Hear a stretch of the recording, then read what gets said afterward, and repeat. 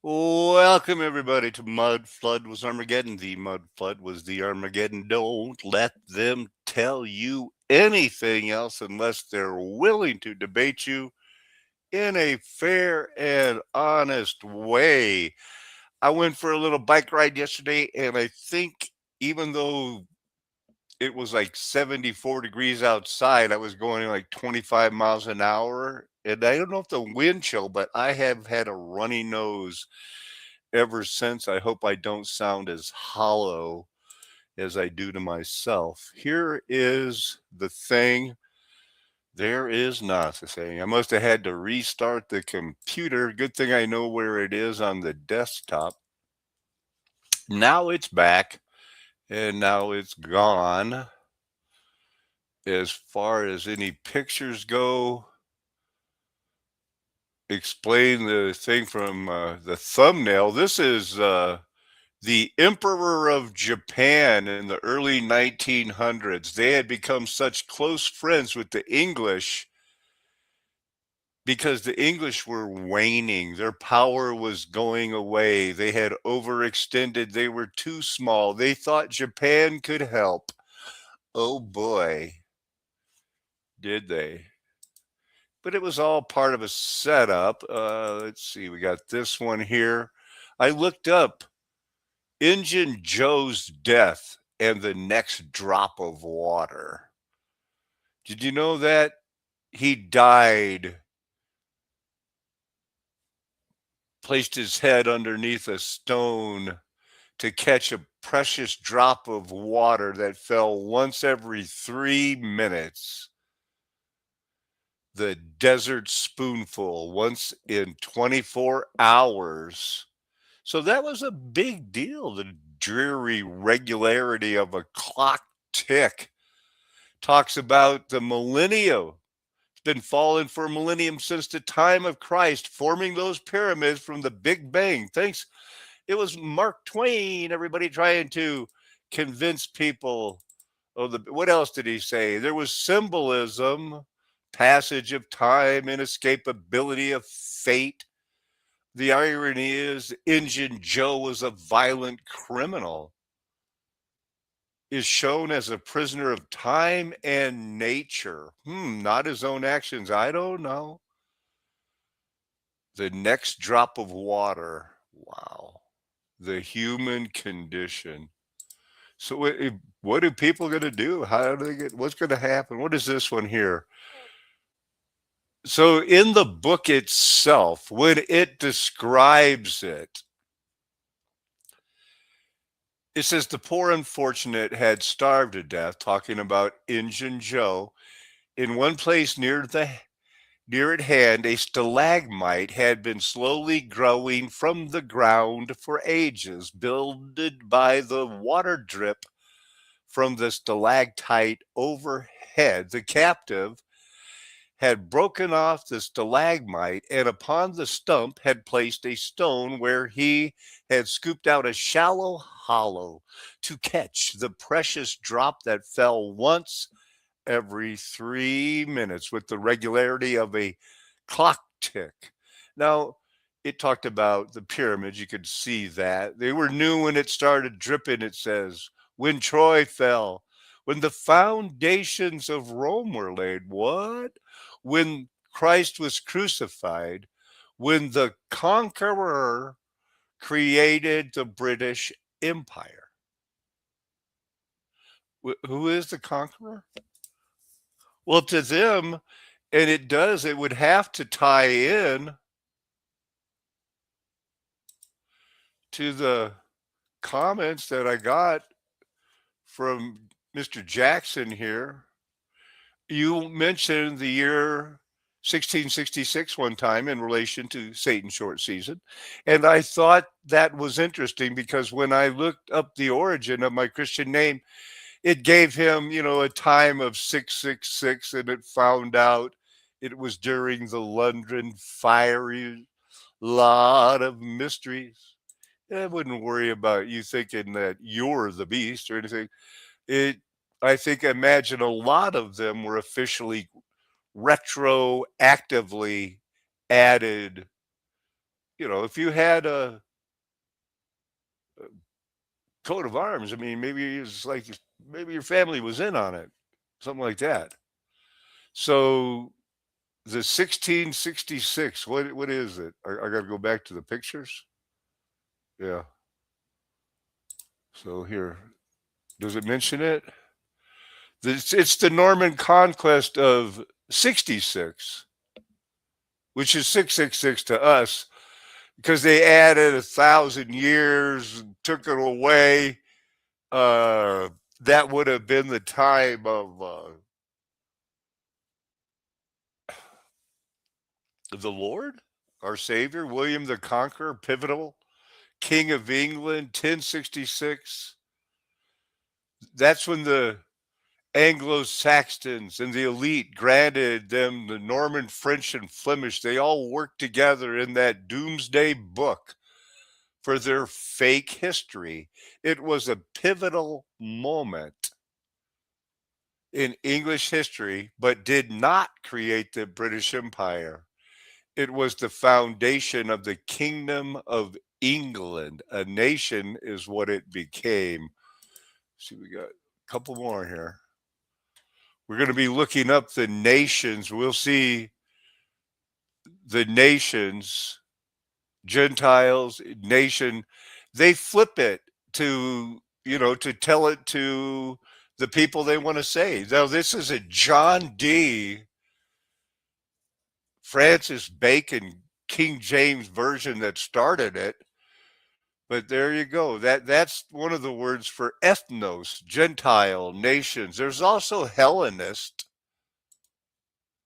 This is what we got. The Restoration, they say, was kicked off. Here is the conqueror. Is that William the Fourth? Take ye old chill pill. It's the Restoration of 1660. Sure. They found these clothes, they put it on somebody, and they said, "This is the guy in charge." It was something like that. And this time, they're finding the Ula Barun, copper from, Egypt, but it was in Mesopotamia, but it was, now that they can do those sourcing, the isotope sorting, they found out it's from Michigan. Same with these cobalt glass balls that they're presuming. Well, we don't know what they were doing on that ship with stuff from Michigan, but Michigan was Egypt, Tartaria. You know that. I know that. The American people know that now. Believing it's something else. So this is a little book with ivory. This is one of the people that was important in the time. Yeah, they didn't we wouldn't know anything about it till some sponge diver found it in 1990s. This is a highlighted comment. Excellent video. The King James English is perfection by itself. Revelation chapter 20 uses the literal 1,000 years 6 times in the first 7 verse. So he's trying to go, I really appreciate you looking in. And now that looks like Theron is down with the King James Version only as he strives to come up with something he thinks is original, I guess. But this guy's right. It means 1,000 times, and I'm going to have to show it by looking at some of Theron's messed up videos. Some more, just some.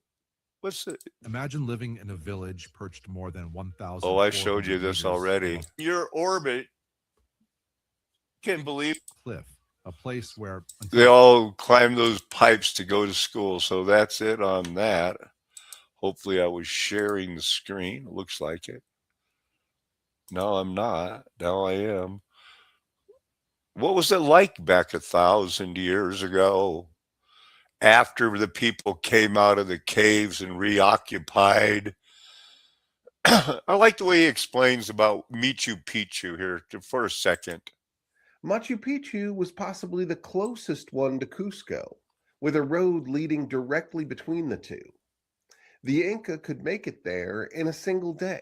In fact, there's a modern foot race between Cusco and Machu Picchu along that ancient Inca road. The current record, set in 2019, is just 6 hours. So now, what do I think is amazing about Machu Picchu? Well, let's start with the big picture. They built it on top of a mountain. The Inca built all over the place, but usually in mountain valleys. That way they were adjacent to rivers and arable land. But not Machu Picchu.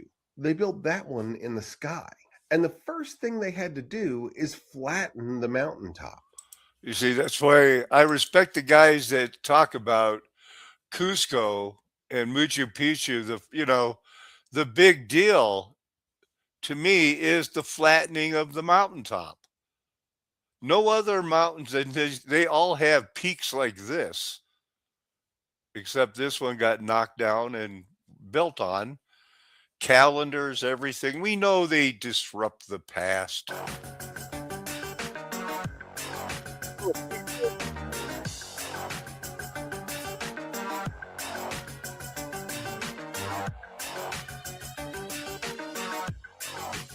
Anglo-Saxon cross-shaft fanatics, because just outside the door to St. Mary's Church, we have this magnificent collection.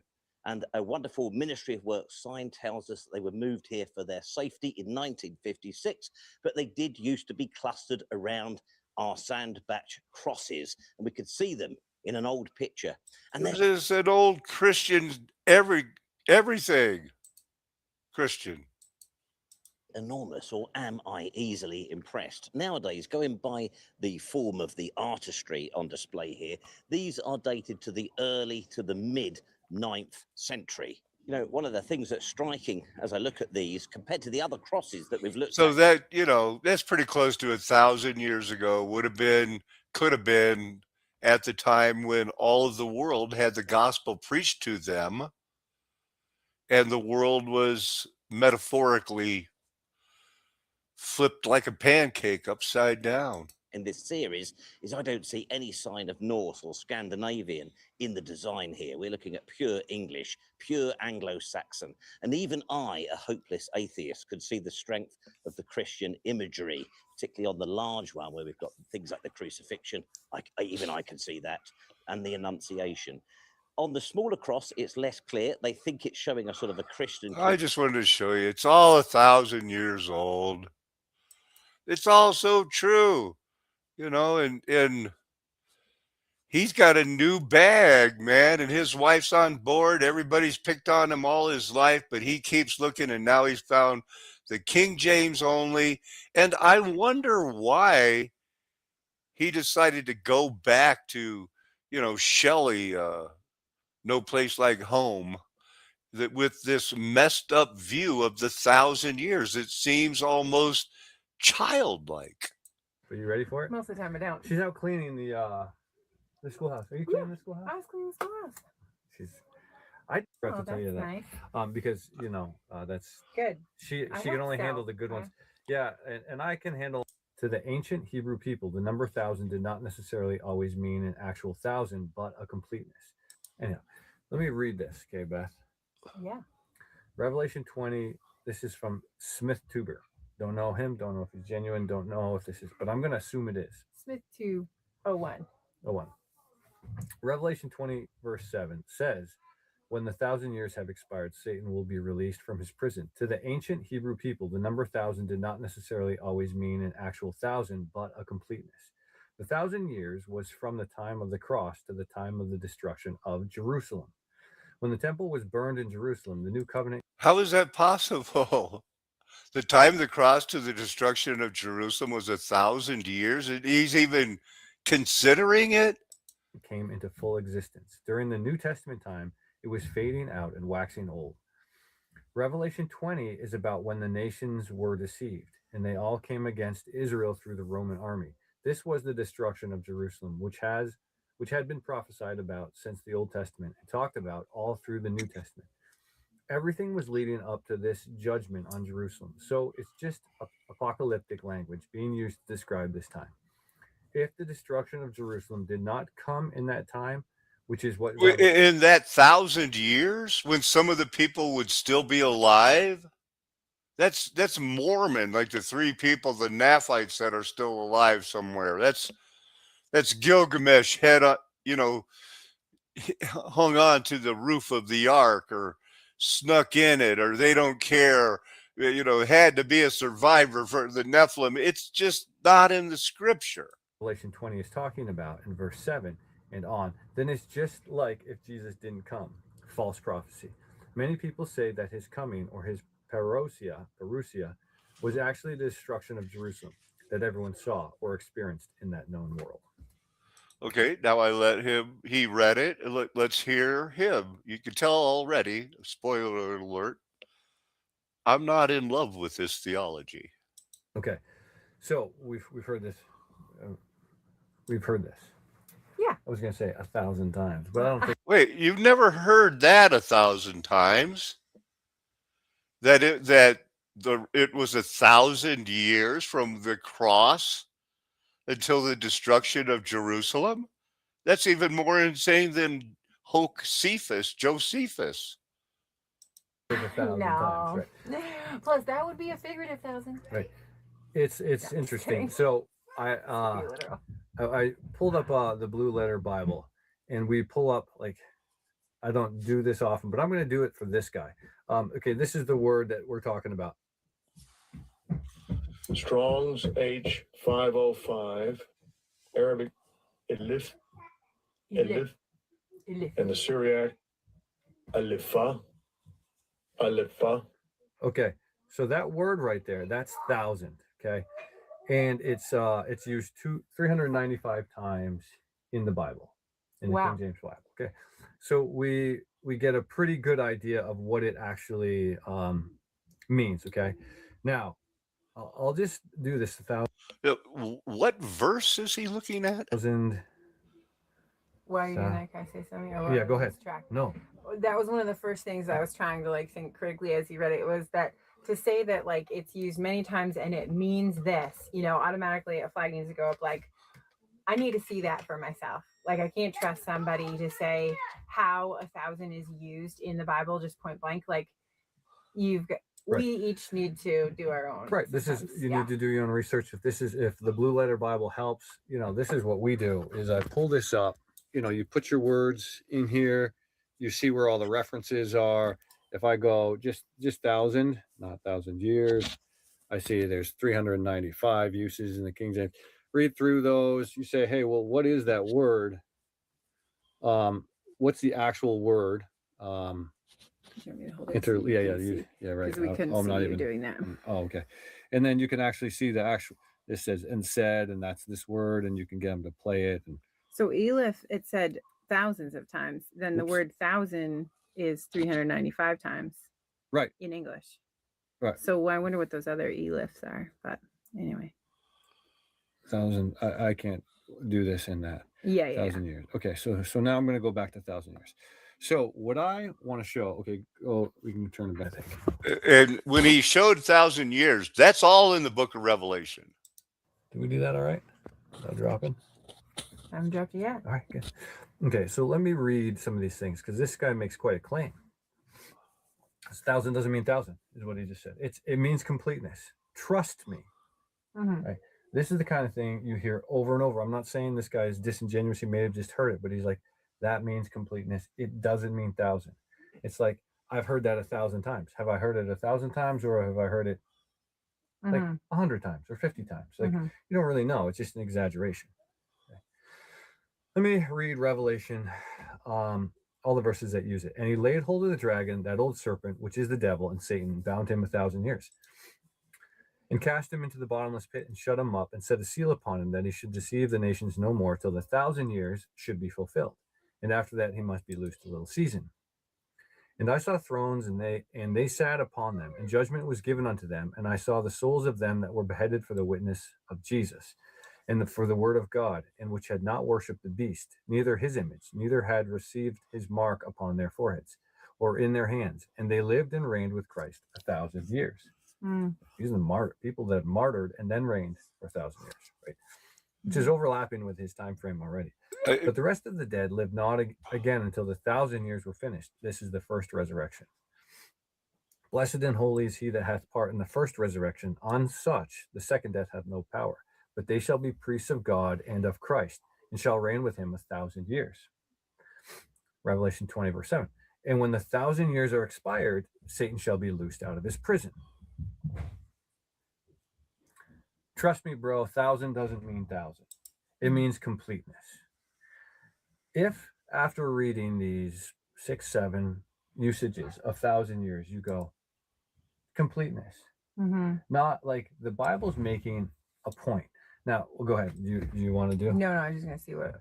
Yeah, go ahead. Okay, so let me read Psalm 90. For 1,000 years in thy sight are but as yesterday when it is past, and as a watch in the night.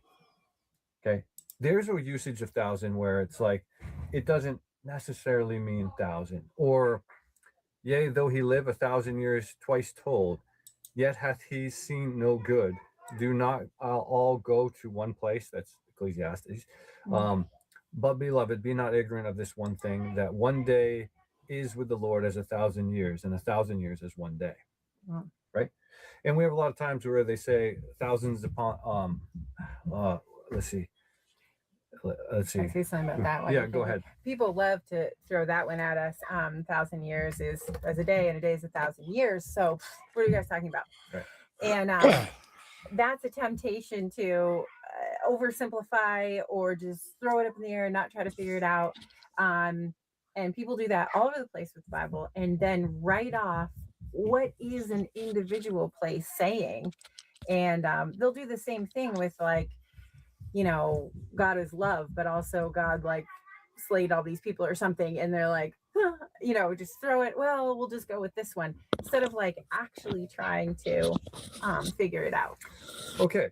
So let me go back to what this guy is saying. I just want you to see.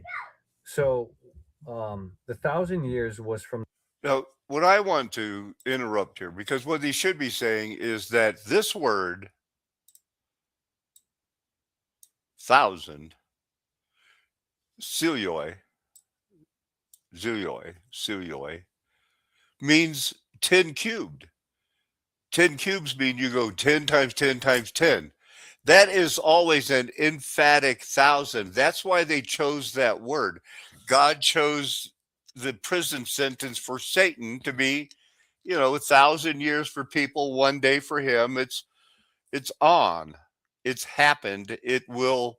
Now we're dealing with the aftermath.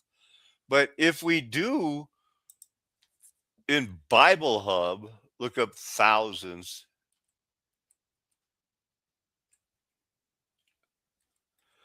We will see that there are words, for myriads. There's Cilia, Cilioi, myriads. Sometimes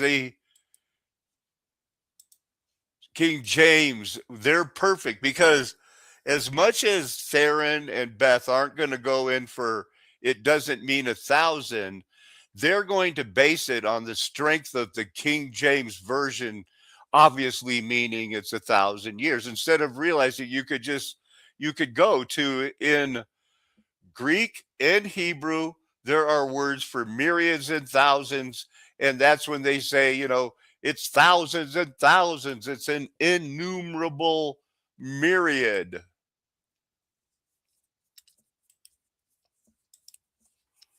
Let's look to put that word in there. We'll take away the comma and the S. See if we have a word, myriads. This one is used twice. Does that mean 1,000? No, that just means twice. It's not much of a myriad, is it? How many thousands? So in Acts 23, how many thousands of the people are worshiping here? Or is that how great? If that's based on a large amount, many. thought I saw it say verse 23.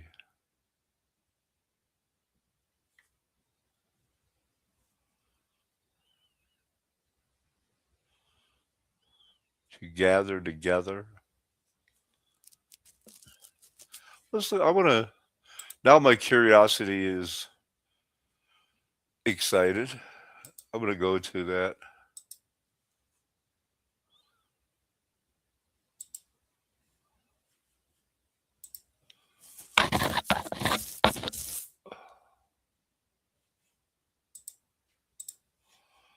We'll go to 21. That's where I was looking. He visits James, and he's telling them how the whole world the gospel's been preached to, and when they heard it, they glorified God. You see, brother, how many thousands are among the Jews of those who believed. That's not Celia. This means how many myriads, how many thousands. It's just a big number.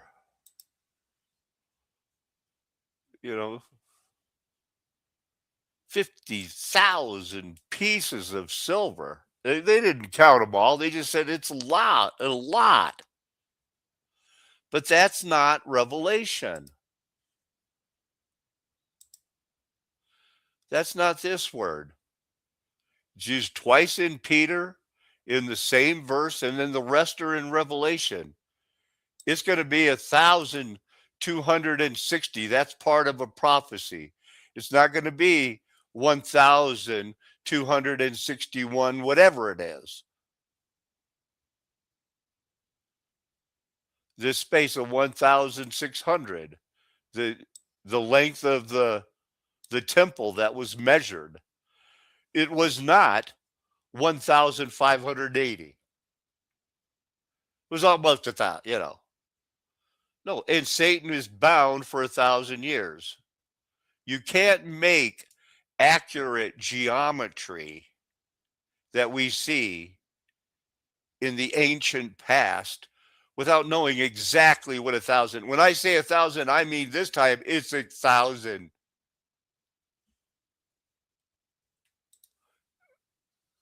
From the time of the cross to the time of the Yeah, so they're doing good on this. they're poured out, and there's some figurative language, and then there's The problem is it would have been much easier. He wouldn't have had to say, people, look, it doesn't always mean 1,000. It's figurative language. It's crazy, but it doesn't mean completeness. It doesn't mean 1,000. You didn't even bother to look up the word in the Greek. You showed a Hebrew word. there's some stuff you go, I don't know if that's apocalyptic language or if that's real, like when a star falls and a third of the world of the water turns to blood or bitter. I don't know if that Literal. Those or are not. two different is that things. like 1/3 exactly, or how does that happen, or is it just We could look at the word sometime. It wouldn't be that hard, and it wouldn't take that long. is not one that floats my boat. Okay, I don't buy it. I believe that the God who created this world had his son come and stamp down those that killed him. Okay, and I believe he reigned for 1,000 years, and that we're in the time after. It's just that simple.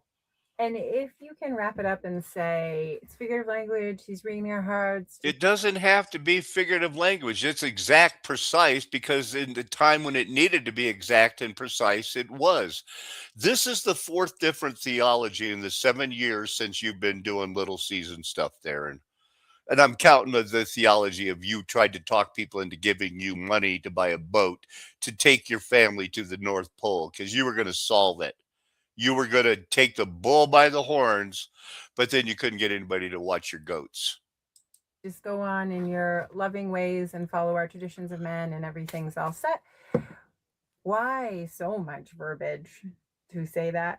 Right. You know, like all this. It doesn't need to be that much verbiage. Okay, thank you, Beth. Jesus didn't know. He was lying. He changed his plans. He was way off. Not just didn't know, like, is it this month or next year this month? He was, 2,000 years off. What C.S. Lewis says is Jesus was wrong. Yeah. Right. Because he told his disciples something that did not happen. This is C.S. Lewis, everybody. Clearly, you read the Gospels and you say, he thought and said he was coming returning. right back. Yeah. Change of plans, guys. If you No, we're gonna jump the last few minutes. Does he get into why it's King James?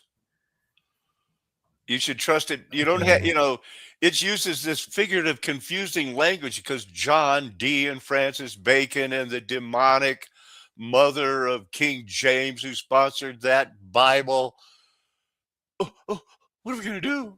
1,000. right there, 1,000. Elif. Yeah, how do we get to that? I just click on it. Okay.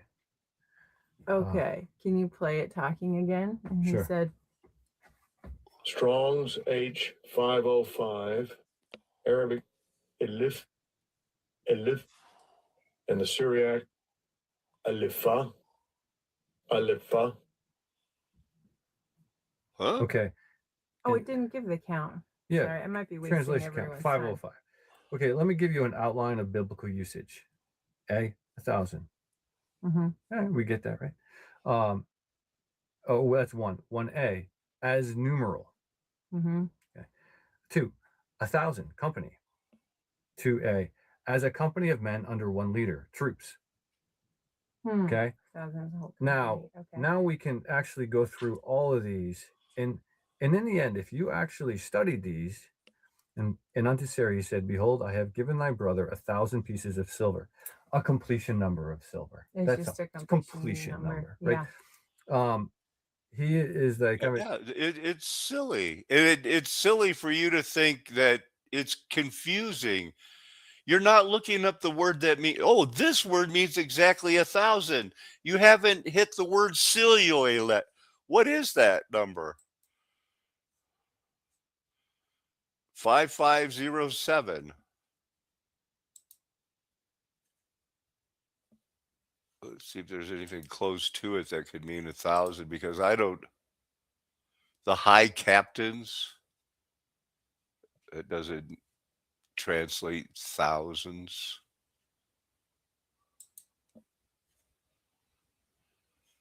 $5,505. Okay. 20,000 men. It should be pretty darn close. Because if you're in there and you say, I need 1,000 men, you're going to say, where's my replacements? So the cilioi, it's going to be pretty close to 1,000. It's not a guessing. 144,000. I would say this word is going to be close. It's not the myriads.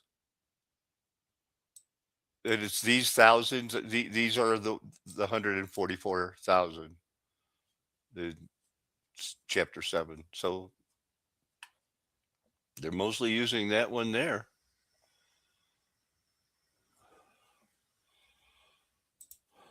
Able to trust that if God is who he says he is and Jesus is who he says he is, they've given us a word, assured word, and we have to be able to trust a Bible that we can read, that with our intellect, at least being capable of reading it, we can trust that the words mean what they say. Because if you can't trust that and you can only rely on the scholar, not esoteric, it's after that, then there's law, and Adam knew the law, and Cain knew the law when he slayed his brother.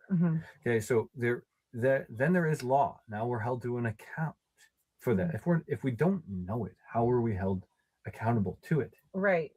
Doesn't make any sense. Jesus was mad at them at the time when he came because he says, here's the law, you've added all this nonsense to it, and you don't do the things that you should do, and you corrupt, and you monetized it. They were a den of vipers, and he would wish that the fire had already been kindled. They were a wicked and despised generation. Geneva Bible is very accurate as well. But even in the Geneva Bible, there are footnotes everywhere that some of them are great, some of them don't make any sense at all. Right? It's just like the early church. It's like Josephus, hey, he said that there were chariots of fire in the sky. Oh, thank you, look at sweet this. boy. Look at this. He's bringing mama flowers. Oh, thank you. All right, now you better run around. And don't forget, if you have any questions about NASA, that they're using the same NASA technology that reads in. This is just not a good ending, and they're going to say we can trust the KJV. To say that when somebody asked me, how do I trust that the Bible is the word, I was like, well, there's lots of things that prove it, even like the Dead Sea Scrolls. Dead Sea Scrolls. I said you But should check now- out Ron Wyatt. Now it's both faith and that it proves itself. And we have, can I show them my picture up here? Yeah. My Well- poster? No, that's kind of getting off the track. but- Yeah, because our house, you just don't want to show it. Oh, right. So It's this cool poster that shows all of the references within the Bible, and it's like thousands and thousands of lines that. School choice, it's good. It is a backhand reference. It's to KJ version only. Theron, you didn't do a good Bible study on this. I'm sorry. There are words that mean 1,000. This one means pretty close. This one always means 1,000, exactly 1,000. And there are those other words for myriads, myrioi, thousands and thousands, an indefinite large number. How long? Satisfy us in the morning with your steadfast love, that we may rejoice and be glad all our days. Make us glad for as many days as you have afflicted us, and for as many years as we have seen evil. All right. The Morgile has recently discovered short season theology, and I think he did a really good job. The truth seems outlandish, foolish even. Nobody wants to hear it, and you will suffer terrible tribulations as a direct result of standing up for the cause of truth during the age of deception. However, a wise man once told us to be exceedingly glad if you're persecuted for standing up for what you know to be right, for then you will know the kingdom of heaven is at hand. And frankly, I couldn't agree more. The Most High, creator of all things, visible and invisible, will bless you and guide your path if you stand up for a righteous cause, in spite of all the negative repercussions involved. And it will be painful. You will likely become a pariah to your family and friends.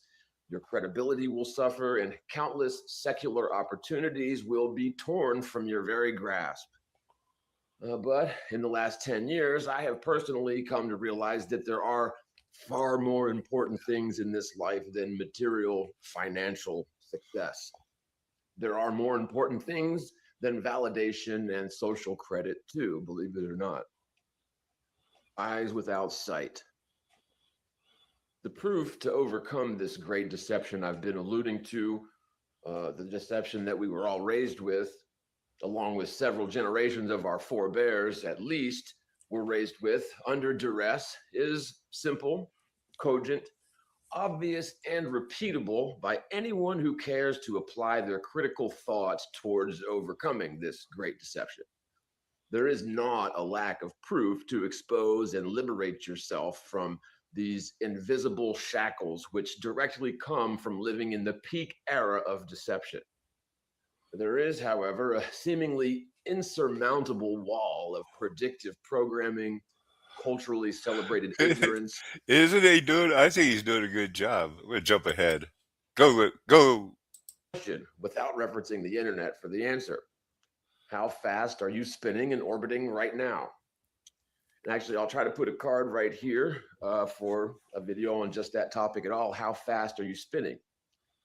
Of course, any and all people not well versed in this discussion simply do not know the universally agreed upon numbers. Hell, most college students at university right now can't list 3 countries or tell you what 3 cubed is.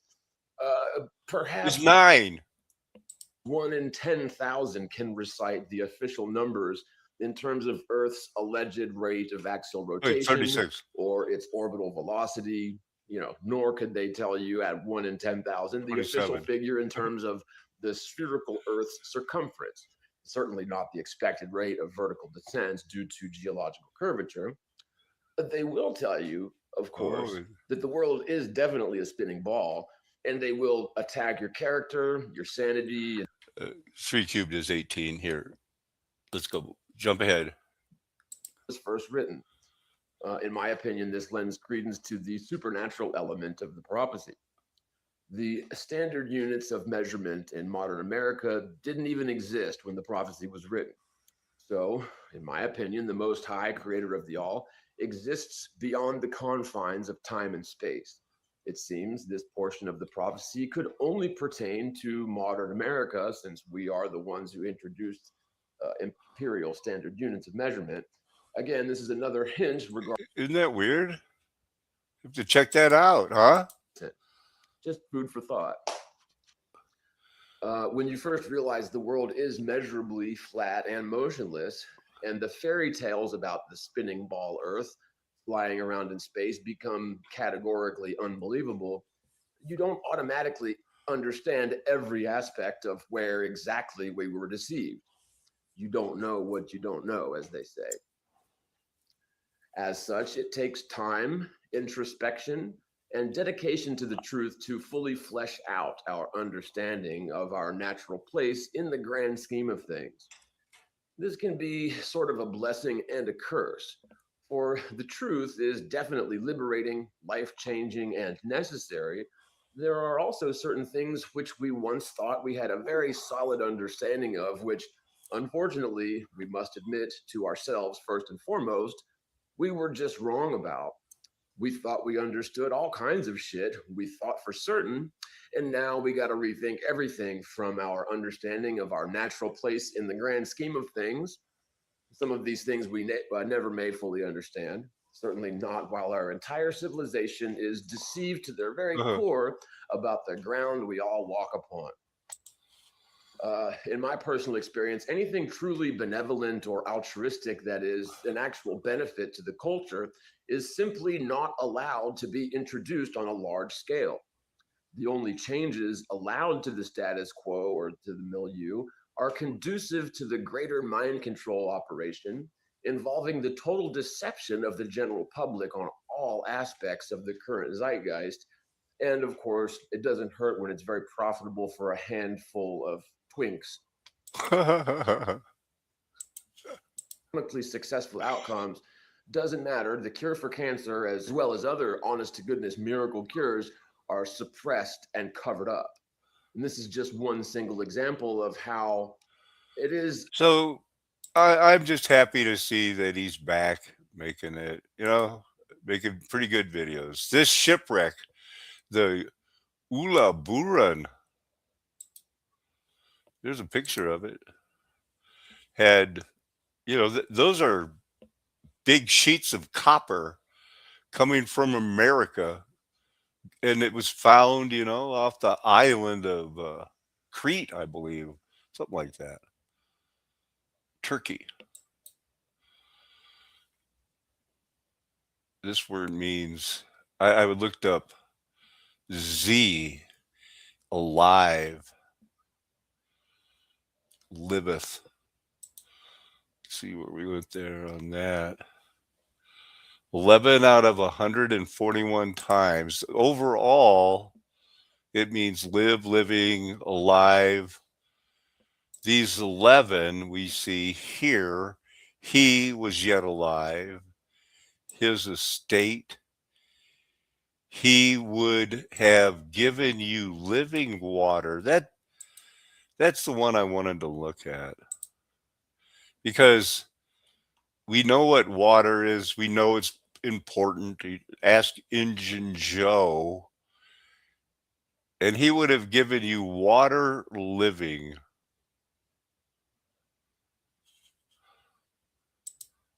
You know, and with my runny nose, you know, my body would not stop making water, but his living water, that through the process of going up in the hot part of God in the flesh's body, would provide condensation on the outside of a vein that dripped onto the black goo that controlled the spine. So you don't have to worry about if dust is coming. Should I blink? You just blink. The water, you know, sound and vibration from a spirit God. When we look at this God, the gift of God, and who it is, give me drink, give you living water. Regular water is going to make you thirsty. Someday we're living stones and we're going to be fit into the body of Christ. You know, it's pretty clear. Jesus Christ is telling everyone, including you, God is a spirit. This earth, the dust, those that were made in an image and with a chance to rule, and they messed it up. And they died like men in Noah's flood. It's all right there. God is a spirit. He came to earth to deal with sin in heaven. 1 John chapter 3, verse 8. Came to earth to deal with sin in heaven and teach them a lesson. And along the way, you who didn't run or work, but were called and chosen, elect and adopted to see if you would be one called, two chosen, and three faithful. You're the ones that are going to make it.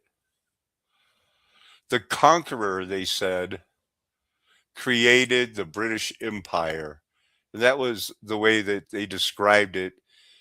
The Injun Joe's death, you know, that stalagmite was still dripping when the English Empire, the conqueror, did it. Christ was crucified, and the massacre at Lexington was news because they made it news.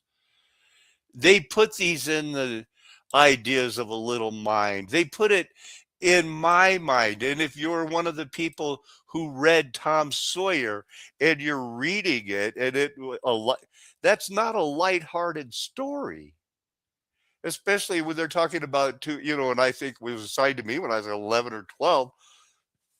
He's dead. He's dying, waiting for one last drop of water.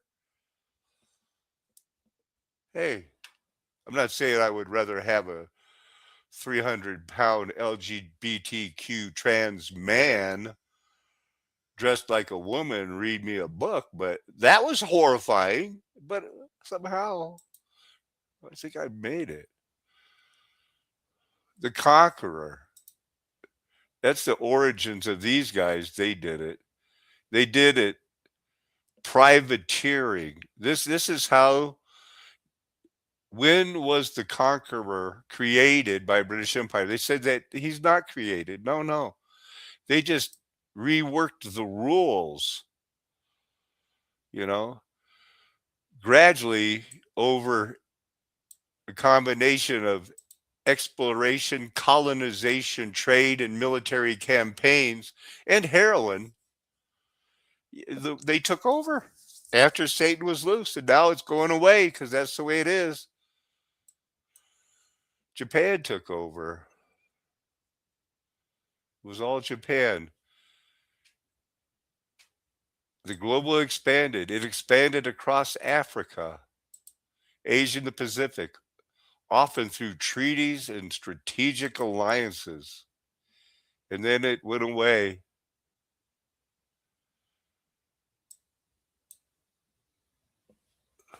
Exploitation. But for now, I'll just say that by the time the dust settled, Let's the go into a mystery little of the bit. vital force in We'll get back chemistry to was that. officially gone for good. Huh? But as the decades rolled on, history left us with one final brilliant irony. What? In 1932, a German physician named Hans Krebs and his assistant Kurt Hanseleit set out to discover exactly how the human liver manufactures urea inside a living cell. Wöhler had forced the reaction using raw heat in a glass tube, but the human body operates at a steady, mild temperature. Krebs and Hanseleit discovered a beautiful, highly complex loop of biochemical reactions, now known as the urea cycle. The real biological process relies on an intricate, highly organized sequence of specific enzymes to Mitochondria? build the molecule. It looks absolutely nothing like Wöhler's boiling beaker. In a strange way, the 19th century vitalists were technically right about one aspect. The human body does use a completely unique, highly organized biological system to arrange its matter. This is essentially what Berzelius was trying to postulate when he defended physiological vitalism. Yeah, but vitalism was what the Renaissance and people wanted to. They didn't want to believe in God anymore, so they believed in vitalism, and they developed the scientific myth around it. The vital force, or vis vitalis. This force was believed to be a unique law of nature that operated exclusively inside living tissue. Vitalism started with ancient philosophers like Aristotle, who argued that living things weren't just a collection of physical parts. Rather, they were animated by a literal soul, or anima. For centuries, this remained a vague philosophical concept, but in the late 1600s and 1700s, it exploded into popularity for a very practical reason. He's going to give that baby a vaccination for cowpox. That baby died. Doctors were trying to figure out why a living body behaves so differently from a dead corpse. A German physician named Georg Ernst Stahl took Aristotle's old ideas and modernized them. And they sold it and made it history. And people believed it. And they still do. And they will until some of us are rescued by a fire while they're trying to kill us because we won't take vaccines or some made up reason. He had no idea that his obsession with rearranging atoms was about to trigger the ultimate chemical accident. Uh-oh. In February 1828, Friedrich Wöhler was manipulating his glass test tubes in the newly founded Berlin Gewerbeschule. If it's not washing over you, they didn't build that building. They went and reoccupied it and said, Satan wants our plan to say that this person did this here now. And that's for everything. They picked that Japanese warlord and said, we're going to need you to play this part. You play that part. The mafias are controlling the money. They're not worried about, is it going to be a yuan, a petrodollar, the United States, money? They don't care. They're going to get the money. They're going to get the money. Good to see you, Rocky.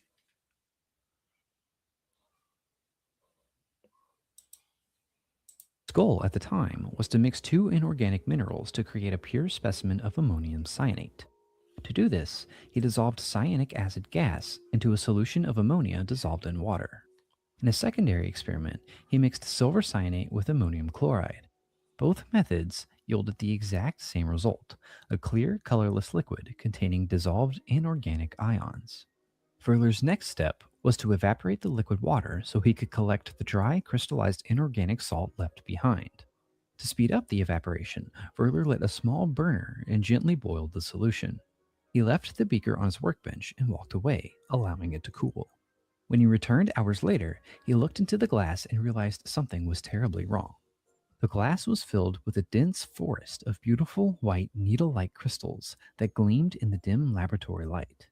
This was nothing like what Wöhler expected from a simple inorganic salt. I know these computers, right? But they stick to this story. For the idea to live on, and this evolved into an atomic weapon. Chemistry and the ordinary inertia of how slowly textbooks and institutions catch up to a moving truth. Wöhler himself chose not to spend his life fighting this slow institutional inertia. He never had any interest in fighting vitalism from the beginning, anyways, and so he quite... Vitalism. That's what the French Renaissance, it was vital that you acted like you believed in it. Now, here's what it clicked with me. Here's a guy that claimed, I used to be a Christian, blah, blah, blah. More on that later. But he studied everything, and now finally the Jews are bad, everybody else is good, white people are super good, and we don't need Jesus. Buddhas. And in Hinduism, Krishna has incarnated in different ways. And a lot like people are waiting for the second coming of Jesus, others are waiting on the next incarnation of Buddha, Maitreya. So I think when conditions are right, Source, God, sends down a certain emanation of himself or his son, it could be put. And Isn't that just the way it's going to go? That's what they're gonna say. There's a God, but he's not good enough for them. And I want to find this one part to explain everything to you.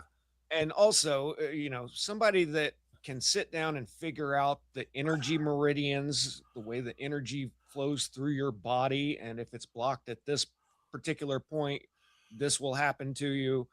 That's somebody that's got some insight and understanding. And I think the true masters not only know this about their own body, but they can sense it in other people's bodies, and they're great healers at times. They teach actual understanding and philosophy as opposed to Christianity's you do what God said or you burn in hell. Okay, now there is the root of the whole problem.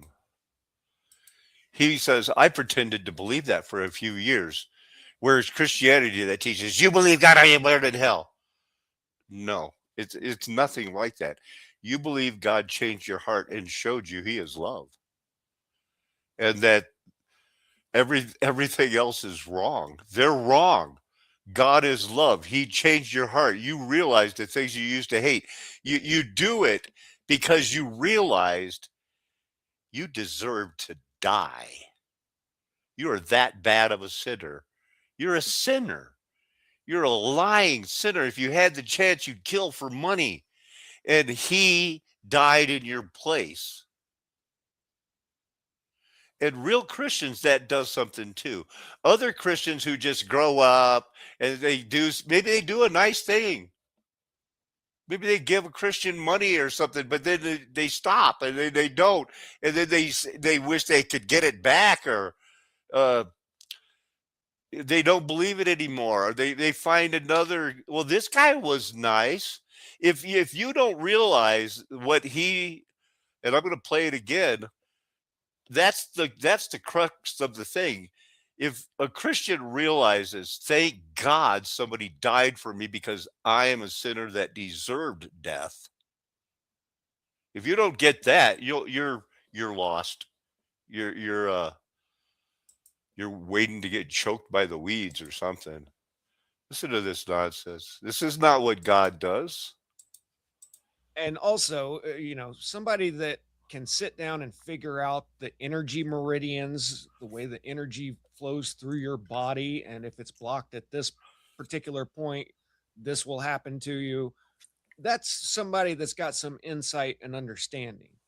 And I think the true masters not only know this about their own body, but they can sense it in other people's bodies, and they're great healers at times. They teach actual understanding and philosophy as opposed to Christianity's you do what God said or you burn in hell. I never did like that. I believed it for a while. It scared the hell out of me for a long time. But now I think that's human beings that have interpreted specific lines out of the Bible out of context. Is it? And they love him.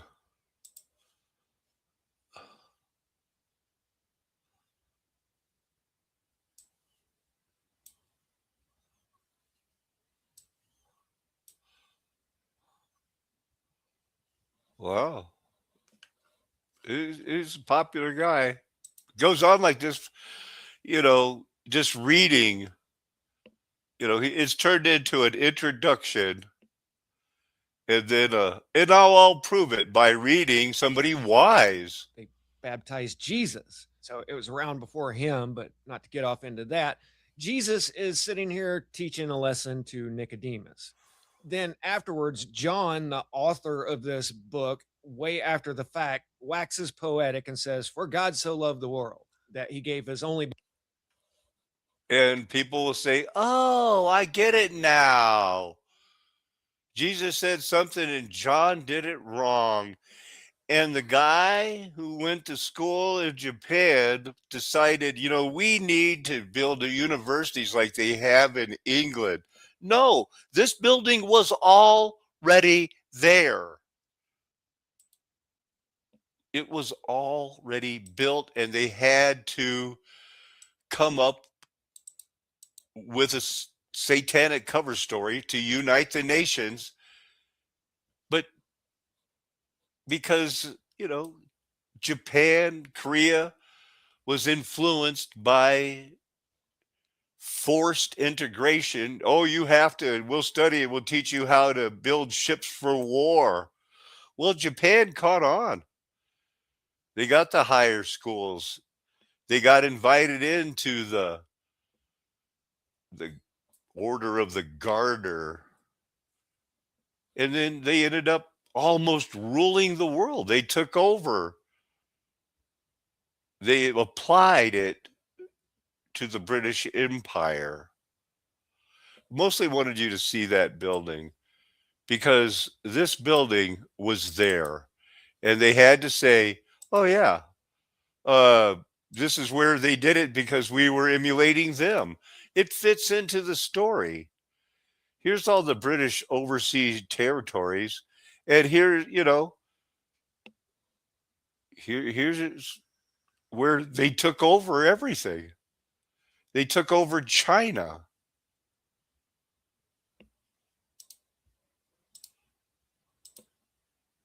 It was Starfort World. And it's always going to be that they lied and covered up, that this turned into racist world when Satan was loosed. And it's ending up now where the United States is set up to take the blame for all of the white people's sins. Egypt was America. What is this one? They had to defend the metropole. That's the part that, is the main thing, I guess. It was quite the empire. Expansion. And then the British Empire went away. Who would have thought it, right? But it is going away. It is happening. And it's happening into the United States. This alliance in 1902 was forced upon them, they say. And the samurai just jumped right in. And next thing you know, oh, we have to drop the bomb. We're going to kill 1 million people. It looks like it firebombed the other cities, and you've lived in fear ever since. That's the truth of the situation. There are Hellenists, are Greek-speaking Jews. Hellenists. Hida, Hellenist. There are nations.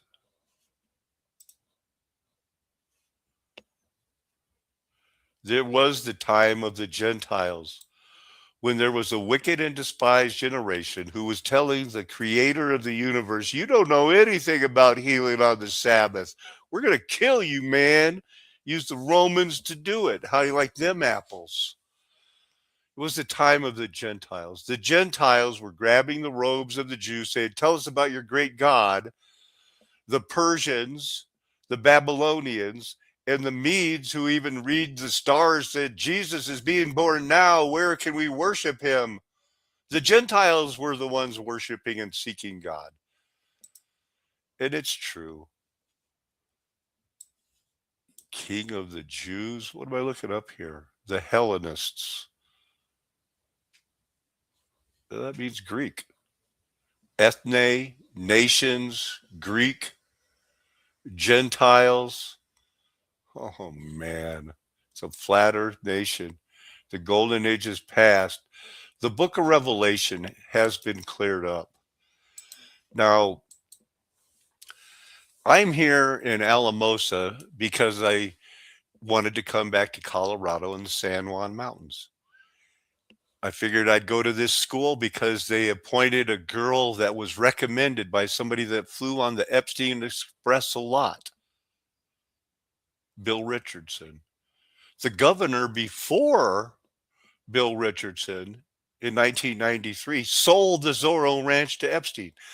I'm neck deep in Epstein cover-ups here in person, and I'm dealing with people online who just seem to think it's fine just to watch me and how much I've suffered for his namesake to be here. And I want to remind them, because there's a lot of people who've, I would help you, but I'm not allowed to, and things like that. And I want to remind them of James chapter 4, the last verse that says, to them who know to do good and do it not, it's counted as sin. Where is the division in the body of Christ? Where is the family that says, no, you're welcome to stay. I'm the head of this family. They're not standing up. I haven't noticed it on the Flat Earth Nation with its golden age past. I noticed everybody's got a orphan trained brain where all of a sudden they forget. The Bible says like blank, and it's not like father, like son. It's 3 times it says like mother, like daughter. And there's a wide road of women, some who were claiming to be Christians, speaking in tongues, casting out demons, running churches, or sitting on a board, or pretending to be Christians, who are telling their flat earth husbands to shut their mouth. It's hard on me. It's because I'm afraid some of them might get choked out. Because it's a flat earth nation and the golden age is past. If I have any friends, they're not going to tell you anything else. Amen, hallelujah, aho, aloha, arrivederci, ciao, sayonara, auf Wiedersehen, nakaman. Adios from the border of southern Colorado and New Mexico, where I'm going to be starting a church and trying to convince people we don't fight the robot dogs, we run and hide.